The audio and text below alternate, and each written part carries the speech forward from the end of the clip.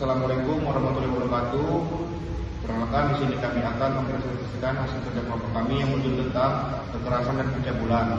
Pertama, izinkan kami memperkenalkan diri. Nama saya Abdi Manik dengan NPM 23010082 dan istri saya Sabtu pertama NPM 23010206. Saya Muhammad Roni Laki 23010178 dan saya Adi Julian Saputra dengan NPM 23010164. Saya Tony Supari Lingkungan Sultan dengan NPM 23010110. Pengertian kekerasan seksual dan pencabulan. Kekerasan seksual adalah setiap perbuatan merendahkan, menghina, menyerang atau perbuatan lain terhadap tubuh, hasrat atau seksual, fungsi reproduksi seseorang secara paksa yang berakibat penderitaan fisik, psikis, seksual atau kerugian secara ekonomi, sosial, budaya atau politik. Pencabulan adalah segala perbuatan dengan maksud membangkitkan atau memuaskan nafsu birahi kelamin baik terhadap diri sendiri maupun orang lain yang dilakukan dengan kekerasan, ancaman kekerasan, tipu muslihat atau membujuk terutama terhadap anak-anak. Dasar hukum kekerasan seksual dan pelecehan. 1. Kitab Undang-Undang Hukum Pidana.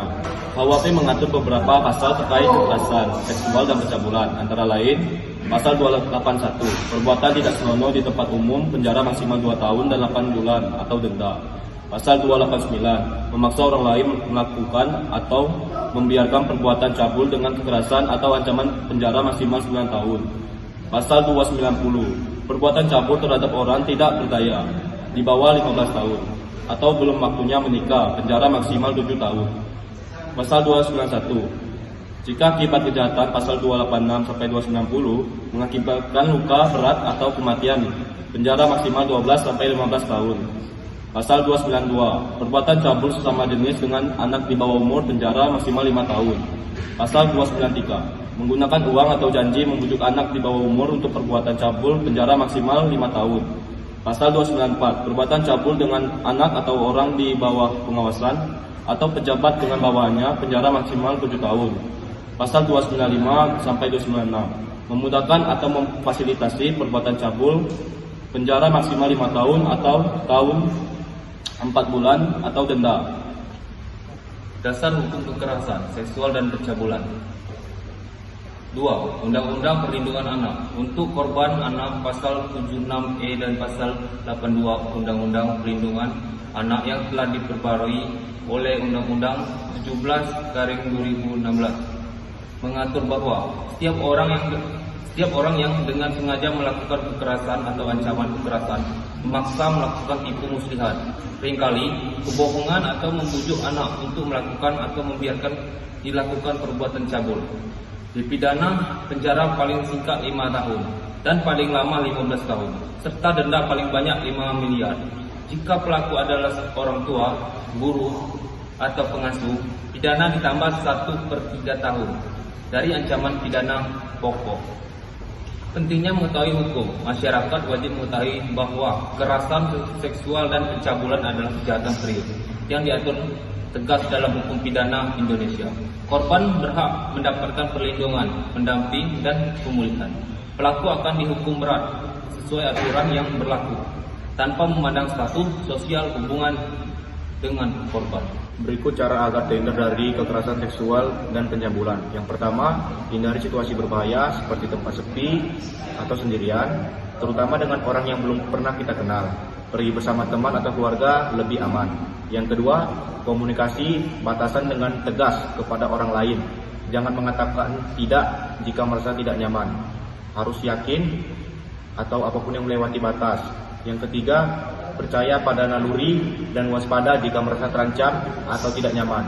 Segera tinggalkan situasi tersebut. Yang keempat, bersikap tegas dan percaya diri agar tidak dianggap pasif atau memberi kesempatan pelaku untuk memberikan tindak pencabulan.